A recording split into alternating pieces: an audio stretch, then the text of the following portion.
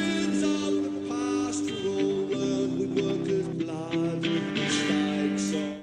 Hello everyone, my name is Elizabeth Manns and I'd like to welcome you to the April 4th Coalition show. This is the February 20th, 2023 edition of the show, and it has been 441 weeks since the closing of the North Adams Regional Hospital. Our mission statement is, we are for workers' rights and collective bargaining rights and are against tax breaks for the rich, corporations who ship our jobs overseas. We support all the articles of the Universal Declaration of Human Rights, but as is our custom, we put the emphasis on Article 23, and as Rachel was kind enough to join us after crashing last week's show, she was kind enough to come back again. So we're going to split up the thing a little differently. Dick is going to have 1 and 2, and I will do number 4, and Rachel has her favorite, number 3. All right, number 1 of Article 23. Everyone has the right to work, to free choice of employment, to just and favorable conditions of work, and protection against unemployment. Number 2, everyone, without any discrimination, has the right to equal pay for equal work. Number 3, everyone who works has the right to just and favorable remuneration, ensuring for herself or himself and her or his family an existence worthy of human dignity, and supplemented, if necessary, by other means of social protection. Number 4, everyone has the right to form and join trade unions for the protection of his or her interests. And as is our custom, we give a thank you to Michael Putnam, who is the program director for WNBLP 107.1, for airing the audio portion of the show on Fridays, we believe at 6 p.m., and to the lovely producers of the public access TV station for letting us tape the show every week. Yeah. So, Dick, we have a holiday. This Yes. is President's Day this week. Day. So we thought that, you know, we do some speeches from the past, so we could just draw from our own inferences from the way these presidents presented themselves and use them as an example of how we want to reflect on the present. So, on the current ones. Yeah, so we're going to start with Abraham Lincoln's Gettysburg Address, and then we'll have a speech by Teddy Roosevelt, which he made after his presidency, called The Man in the Arena, and then we'll have Franklin Delano Roosevelt segments of his first inaugural address, and then we'll finish with John F. Kennedy's inaugural address in 1961. Wonderful, And wonderful. So why don't we watch those, and then We'll comment. and we'll comment on them. Thank you.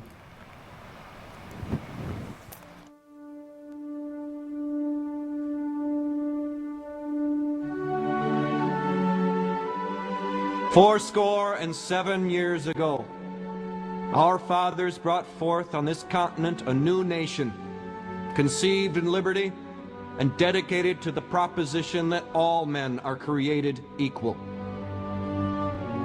Now we are engaged in a great civil war, testing whether that nation, or any nation so conceived and so dedicated, can long endure. We are met on a great battlefield of that war. We have come to dedicate a portion of that field as a final resting place for those who here gave their lives that that nation might live. It is altogether fitting and proper that we should do this. But in a larger sense, we cannot dedicate, we cannot consecrate, we cannot hallow this ground. The brave men, living and dead, who struggled here, have consecrated it far above our poor power to add or detract. The world will little note nor long remember what we say here, but it can never forget what they did here. It is for us, the living, rather, to be dedicated here to the unfinished work which they who fought here have thus far so nobly advanced. It is rather for us to be here, dedicated to the great task remaining before us, that from these honored dead we take increased devotion to that cause for which they gave the last full measure of devotion. That we here highly resolve that these dead shall not have died in vain. That this nation, under God, shall have a new birth of freedom. And that government of the people, by the people, for the people, shall not perish from the earth.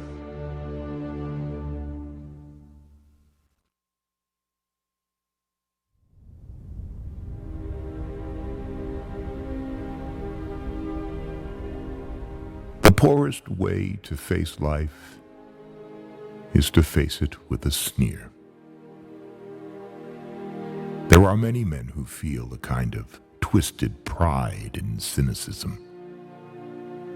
There are many who confine themselves to criticism of the way others do what they themselves dare not even attempt.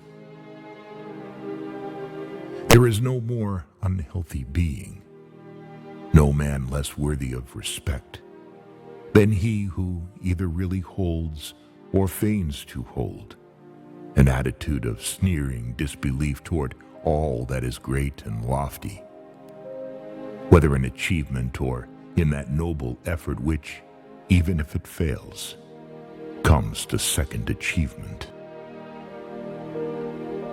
It is not the critic who counts, not the man who points out how the strong man stumbles, or where the doer of deeds could have done them better.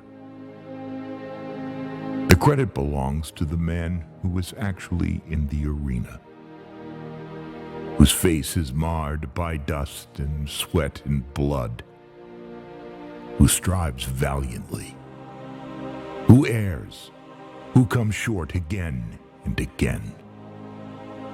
Because there is no effort without error and shortcoming.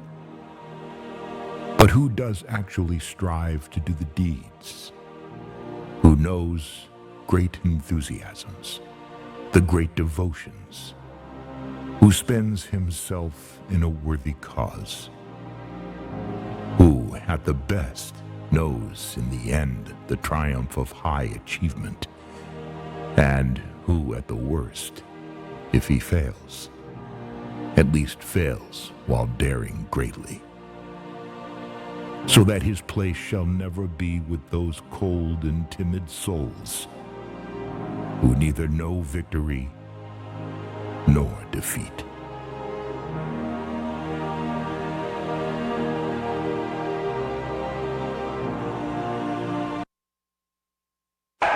This is a day of national consecration, and I am certain that on this day my fellow Americans expect that on my induction into the presidency, I will address them with a candor and a decision which the present situation of our people impels. So first of all, let me assert my firm belief that the only thing we have to fear is fear itself. Nameless, unreasoning, unjustified terror which paralyzes needed efforts to convert retreat into advance. We face our common difficulties. They concern, thank God, only material things. The withered leaves of industrial enterprise lie on every side. Farmers find no market for their produce, and the savings of many years in thousands of families are gone. More important, a host of unemployed citizens face the grim problem of existence, and an equally great number toil with little return. Only a foolish optimist can deny the dark realities of the moment. And yet we are stricken by no plague of locusts. Compared with the perils which our forefathers conquered, we have still much to be thankful for. Nature still offers her bounty, and human efforts have multiplied it. Plenty is at our doorstep. Practices of the unscrupulous money changers stand indicted in the court of public opinion, rejected by the hearts and minds of men. Yes, the money changers have fled from their high seats in the temple of our civilization. We may now restore that temple to the ancient truth.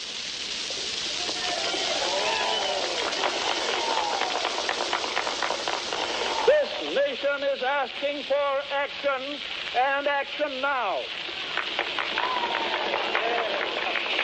There must be a strict supervision of all banking and credit and investment. There must be an end to speculation with other people's money.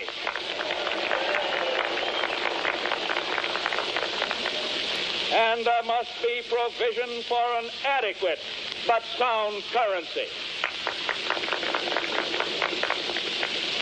These, my friends, are the lines of attack I shall presently urge upon a new Congress in special session detailed measures for their fulfillment, and I shall seek the immediate assistance of the 48 states.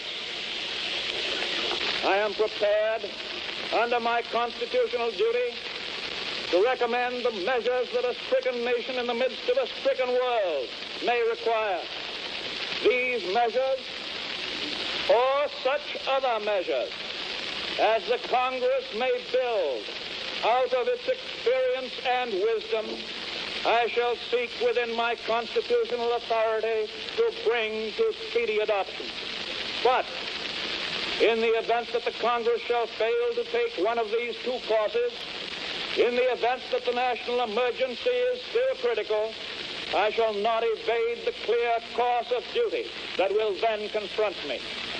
I shall ask the Congress for the one remaining instrument to meet the crisis: broad executive power to wage a war against the emergency as great as the power that would be given to me if we were in fact invaded by a foreign foe.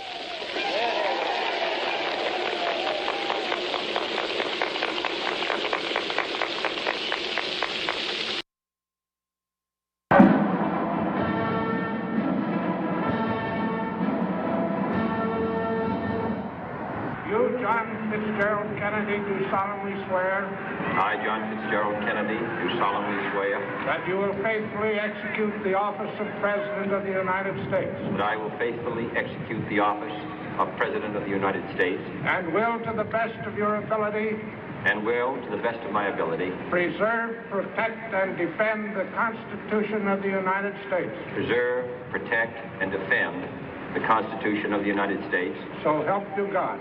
So help me God.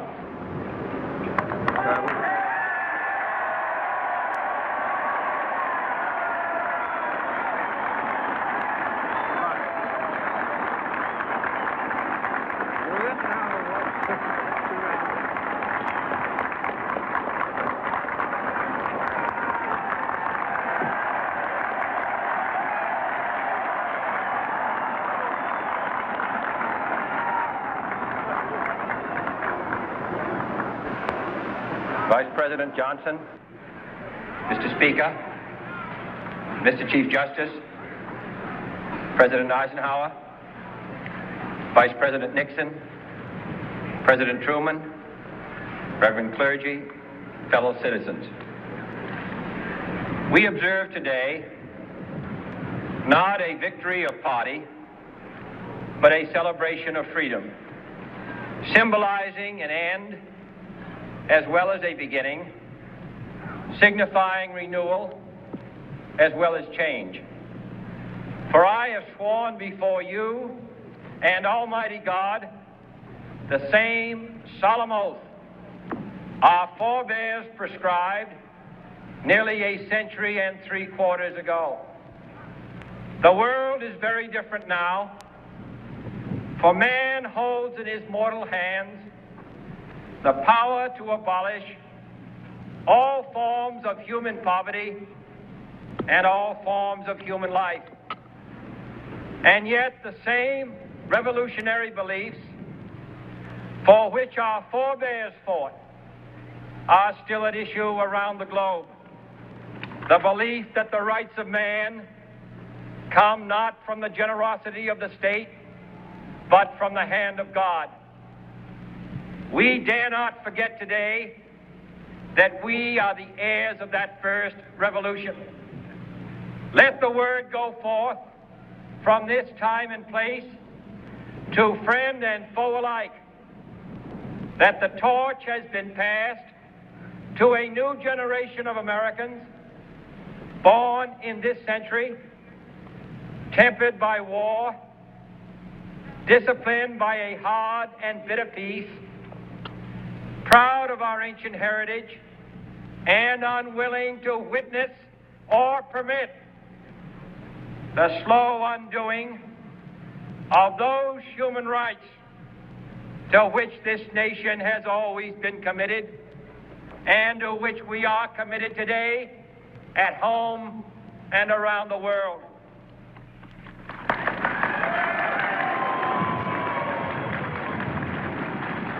Let every nation know, whether it wishes us well or ill, that we shall pay any price, bear any burden, meet any hardship, support any friend, oppose any foe to assure the survival and the success of liberty.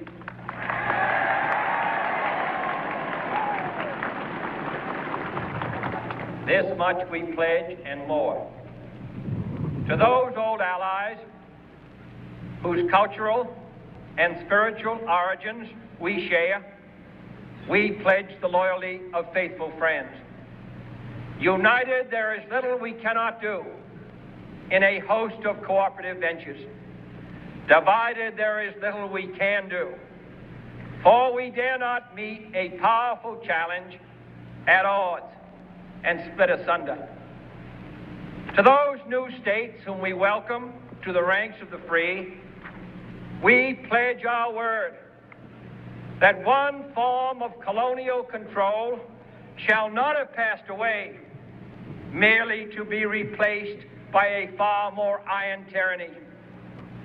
We shall not always expect to find them supporting our view, but we shall always hope to find them strongly supporting their own freedom, and to remember that in the past, those who foolishly sought power by riding the back of the tiger ended up inside.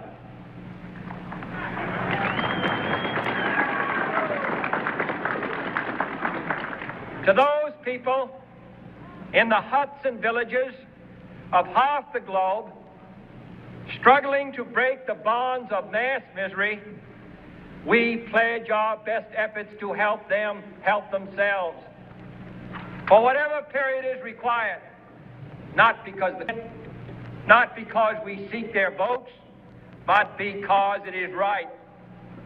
If a free society cannot help the many who are poor, it cannot save the few who are rich.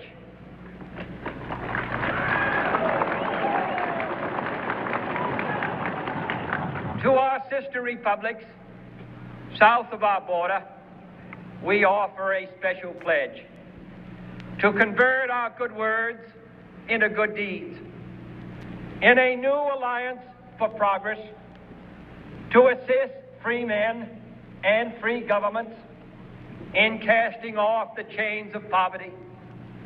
But this peaceful revolution of hope cannot become the prey of hostile powers. Let all our neighbors know that we shall join with them to oppose aggression or subversion anywhere in the Americas. And let every other power know that this hemisphere intends to remain the master of its own house.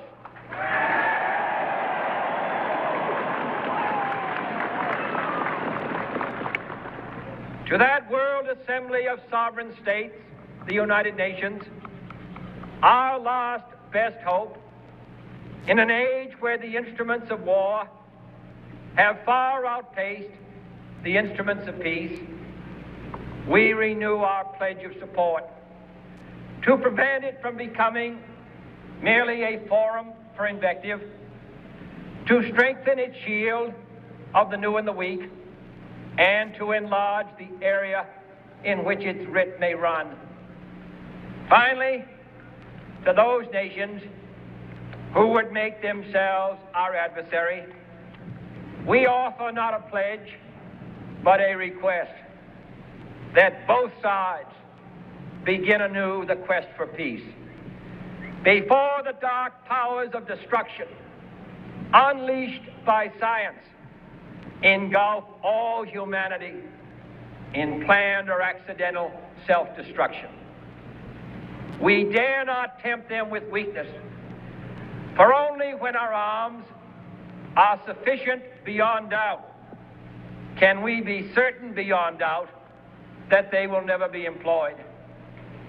But neither can two great and powerful groups of nations take comfort from our present course, both sides overburdened by the cost of modern weapons, both rightly alarmed by the steady spread of the deadly atom, yet both racing to alter that uncertain balance of terror that stays the hand of mankind's final war.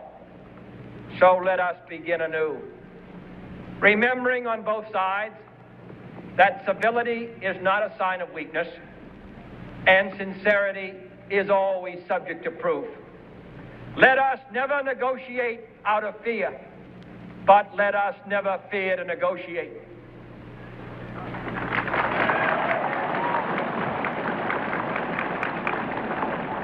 Let both sides explore what problems unite us, instead of belaboring those problems which divide us.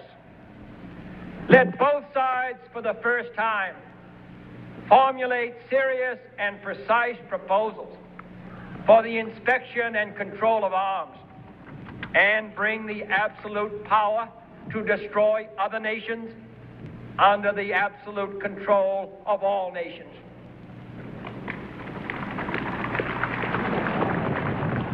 Let both sides seek to invoke the wonders of science instead of its terrors.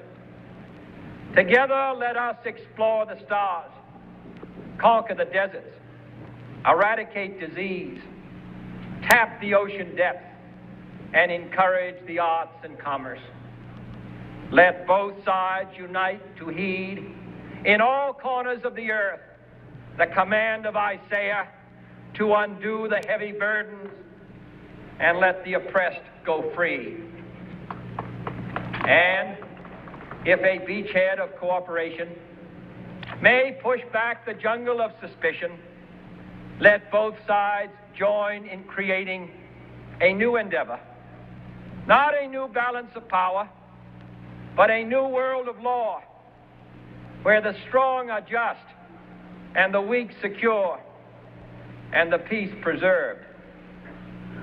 All this will not be finished in the first 100 days, nor will it be finished in the first 1,000 days, nor in the life of this administration, nor even perhaps in our lifetime on this planet. But let us begin.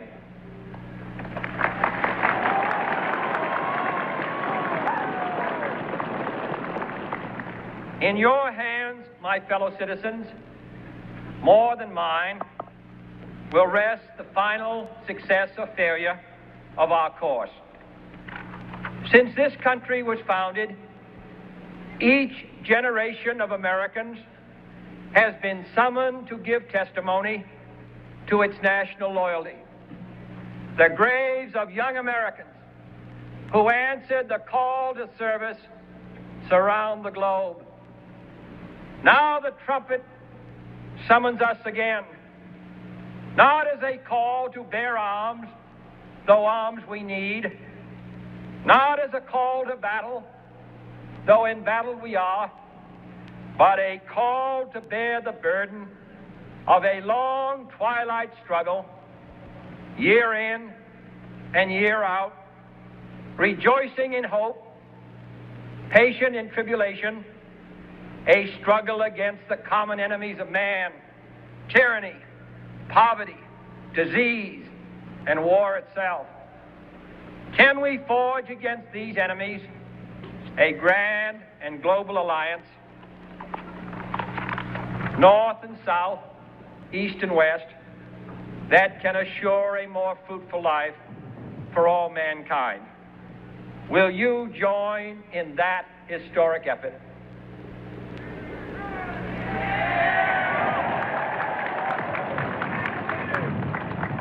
In the long history of the world, only a few generations have been granted the role of defending freedom in its hour of maximum danger.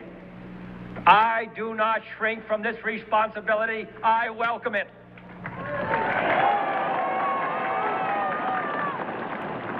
I do not believe that any of us would exchange places with any other people or any other generation. The energy, the faith, the devotion which we bring to this endeavor will light our country and all who serve it.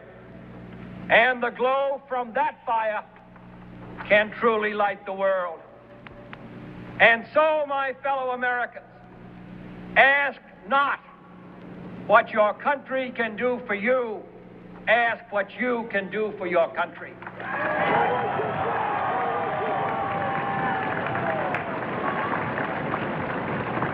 My fellow citizens of the world, ask not what America will do for you, but what together we can do for the freedom of man.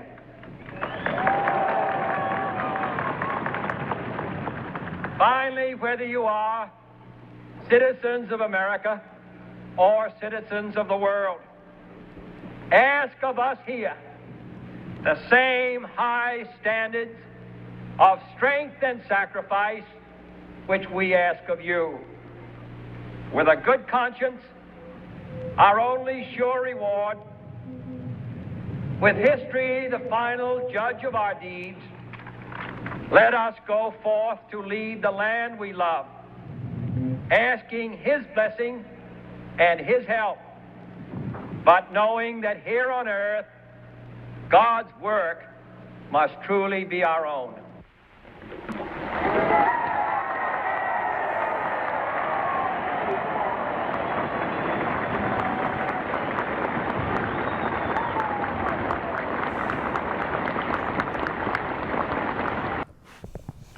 Wow. Wow on all of them. Wow, definitely on Kennedy and Lincoln. I have some thoughts on each of the speeches. Okay. All right. The first was, and reminded that both President Lincoln and President Kennedy were assassinated. I really think the whole world would have been completely changed if President Kennedy had not been assassinated. I think we would never have gone through Vietnam.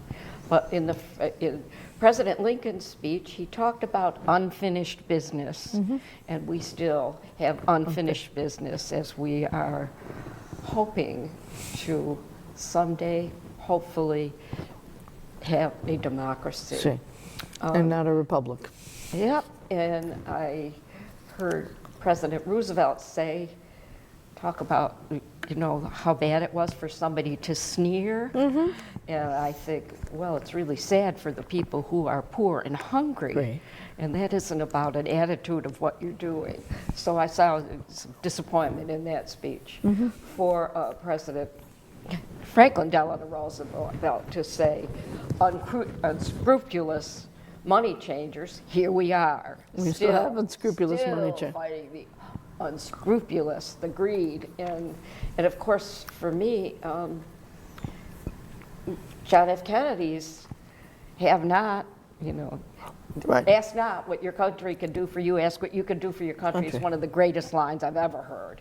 And also the discussion of a revolution of hope. And I think that might be one of the last things we need right now is a revolution of hope.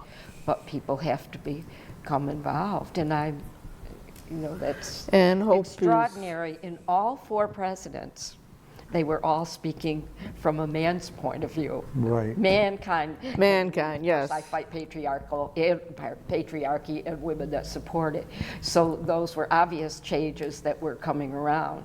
But there was definitely beautiful information in each speech, and also I'm so glad that you picked the 4 presidents that you did to see where we've come forward and where we continue to fail. Right.